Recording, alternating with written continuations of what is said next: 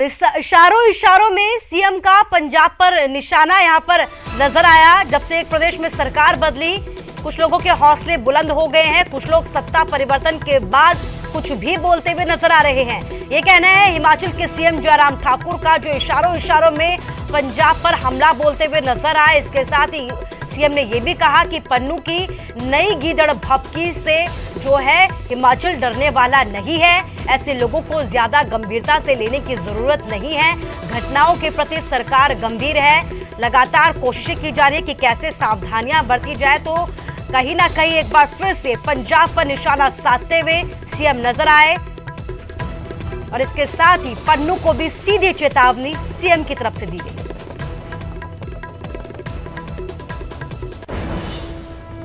इन सारी चीजों के घटनाक्रम को अगर हम देखें पिछले कुछ अरसे से, जो एक राजनीतिक परिवर्तन एक प्रदेश में हुआ है, उसके बाद कुछ लोगों के हौसले इस कदर बढ़ गए हैं कि वो बहुत सारी चीजें कहने लगे हैं और कुछ जगह करने की हिमाकत कर रहे हैं, हिम्मत कर रहे हैं। उसको गंभीरता से लेने की जरूरत है। मैं सिर्फ इतना ही कहूं। धर्मशाला विधानसभा के गेट पर खालिस्तान का झंडा लगाने और दीवारों पर खालिस्तान के नारे लिखने के मुख्य आरोपी हरवीर सिंह को पुलिस ने जिला और सत्र न्यायालय में पेश किया।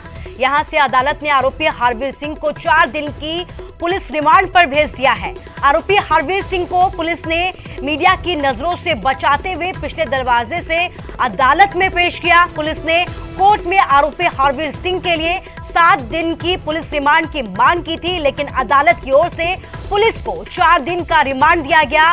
पुलिस रिमांड मिलने के बाद एसआईटी इस मामले के दूसरे आरोपी परमजीत सिंह के बारे में भी हरवीर सिंह से पूछताछ करने की बात कर रही है।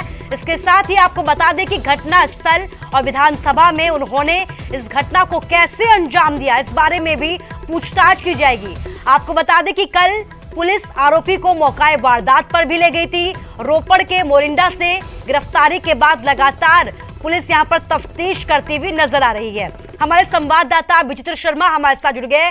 विचित्र, कल कोर्ट में पेश किया गया था, 4 दिन की पुलिस रिमांड दी गई है, 7 दिन की पुलिस रिमांड पुलिस की तरफ से मांगी गई थी। क्या कुछ अपडेट और क्या कहा गया है पुलिस की तरफ से, क्योंकि पुलिस लगातार दावे कर रही है कि आरोपी की गिरफ्तारी के बाद जो है हम नए खुलासे कर सकते हैं। देखिए कुसुम, सबसे पहले तो ये बता दें कि ये जो घटना हुई है ये अपने आप में बहुत बड़ी घटना मानी जा रही है हिमाचल प्रदेश के लिहाज से। क्योंकि हिमाचल प्रदेश जो है वो शांतिप्रिय स्टेट है और ऐसा पहले कभी भी इस तरह का वाकया घटित नहीं हुआ था। हालांकि हमारी ओर से कल जब मुख्यमंत्री जयराम ठाकुर यहाँ पहुंचे थे तो उनसे सीधा सवाल किया गया था कि ये जब ये वाकया घटित हुआ था, यानी विधानसभा परिसर के बाहर जब ये इस तरह के झंडे लगाए गए थे, जो कि हिमाचल ही नहीं हिंदुस्तान में बैन है, तो उस पर जो है सिर्फ और सिर्फ public property act 1985 disfigure act के तहत मामला यहाँ पर दर्ज किया गया। तो आगे इसमें कोई और धाराएं जुड़ेंगी और कोई लीगली और कुछ उस तरह का इस पे एक्शन लिया जाएगा, तो उसमें भी मुख्यमंत्री जयराम ठाकुर पूरी तरह से गोलमोल जवाब उनकी ओर से दिया गया था। उन्होंने ये नहीं कहा कि हाँ इस पे किस तरह की धाराएं आगे और जोड़ी जाएंगी या इस पर क्या कुछ किया जाना है, लेकिन उन्होंने जरूर ये इशारा किया था कि इस मामले पर, खासतौर पर इस मामले पर वो पूरी तरह से संजीदा है और जो भी कुछ करना होगा उस पर पूरा किया जा रहा है। और हाँ, दूसरी बड़ी बात यह है कि ना तो पुलिस और ना ही एसआईटी कोई भी जो है इस पर मीडिया के सामने आकर खुलकर जवाब दे रहा है, अपनी बात रख रहा है। और इस पर जो भी कुछ हो रहा है वो तमाम सारी चीजें जो है तो हमारे गुप्त सूत्र हैं उनके हवाले से ही तमाम सारी जानकारी यहाँ तक पहुंच रही है। इस पर भी मुख्यमंत्री जयराम ठाकुर से पूछा गया था कि क्यों इस तरह से हो रहा है,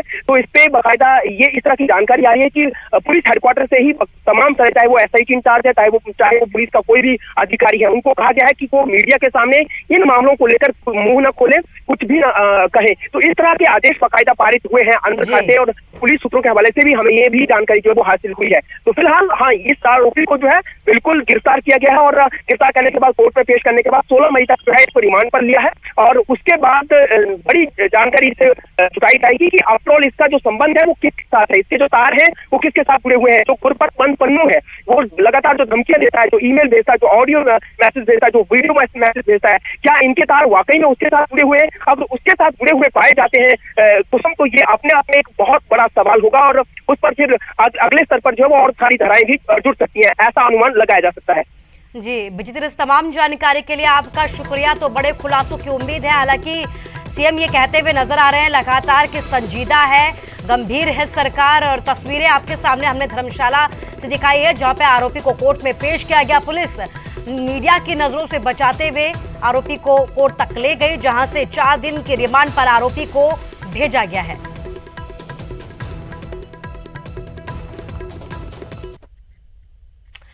और हिमाचल प्रदेश पुलिस कांस्टेबल भर्ती पेपर लीक मामले में हाईकोर्ट तक इस मामले को पहुंचाया गया है। पूर्व deputy advocate general Vinay Sharma की ओर से जनहित याचिका दायर की गई है। मुख्य न्यायाधीश मोहम्मद रफीक और न्यायाधीश संदीप शर्मा की अदालत में ये सुनवाई हुई। अदालत ने इस मामले में राज्य सरकार को बाकायदा नोटिस जारी कर जवाब मांगा है। इस याचिका पर अगली सुनवाई 26 मई को होगी। सुनवाई राज्य सरकार की ओर से एडवोकेट जनरल अशोक शर्मा भी इसमें पेश हुए हैं।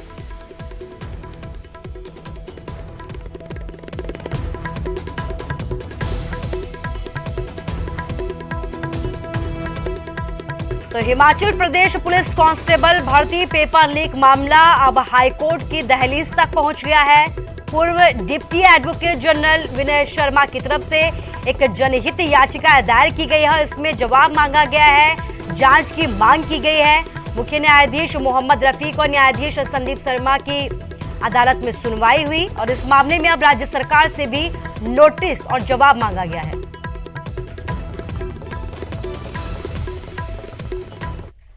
और फिलहाल के लिए इस बुलेटिन में बस इतना ही। आप लोग अपना ख्याल रखिए। नमस्कार।